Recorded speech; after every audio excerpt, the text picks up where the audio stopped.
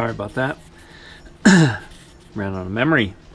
Okay, so this is definitely a ramp of 17 degrees, but when you press down on this, you can see that you're changing the angle. And they say, well, to minimize that, you press down somewhere up here so it changes less. But the problem you've got is you're hitting this.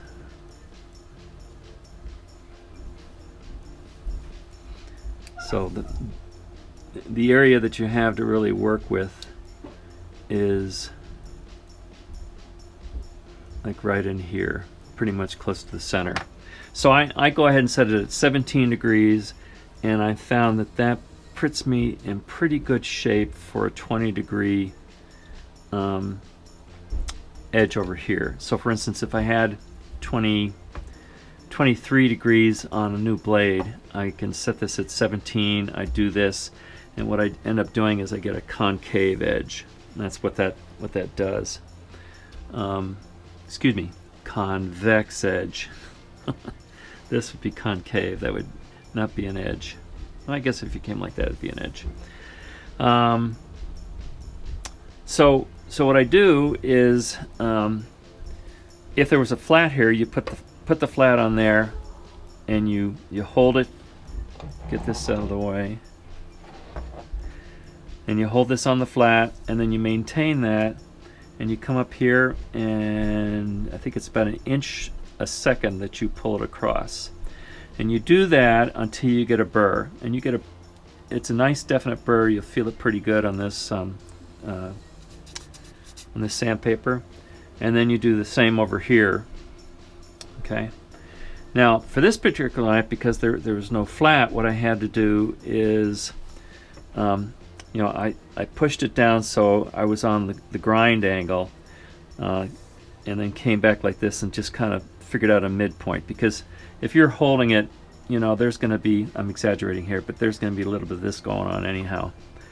And that seems to work, just kind of like a midpoint, and come up and then do that. And then in addition to that, what I do is I look at the edge to make sure that I'm getting a nice even grind on both sides. By the way, the other reason why I'm not doing for this right now is you really should wear breathing protection, and if I did that, you wouldn't understand any of the words that I was using.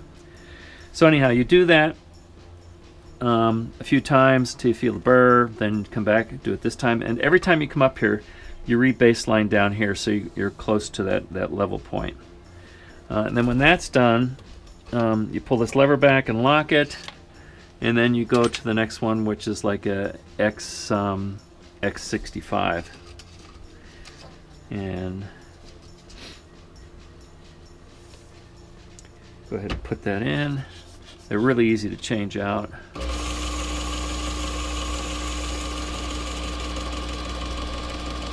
There's also a lock over here with a little dials for setting speed. And so that's the speed that I usually run at. And then you do the same thing, only by now really all you have to do is one pass, maybe two passes at the most, to get that burr all the way along. Do the same, and then go through the rest of those. When you're done with this, you have a knife edge that is really pretty sharp. It is convex, where over here it's going to be flat unless you do a bi-level edge on it. And it'll be near mirror finish, but not there. And then the other thing I worry a little bit about, maybe not so much on these finer grinds, but on this particular one, you are heating up the blade. Now when I sharpen, it never my fingers right here, it never really gets hot. It'll get a little warm, and I guess if it does get hot, I can douse it in water. But where the steel is really thin, it could be getting pretty hot and could potentially be changing the nature of the steel, and you don't want that. You don't want to have an annealed, is that what's called annealed, softer steel at the very edge. But I don't worry about that too much because I'm going to resharpen it here, and I probably will remove any soft material that develops from that. The other thing I want to mention about this is I've gone ahead and I bought a leather strop loop for this thing with a polishing compound. Now with that, I might be able to get a mirror finish, and it'll be interesting once I do that to say, because this is really easy and fast, although again I'm not too sure about the strength of that edge. How hot does it really get? But it'd be interesting to see what I get with that, because this is easy and fast. This takes a little bit of work and some time to do. But at this point now, I know I've got something close to 20-degree edge, maybe a little bit less as it convexes over, but definitely something I can work with.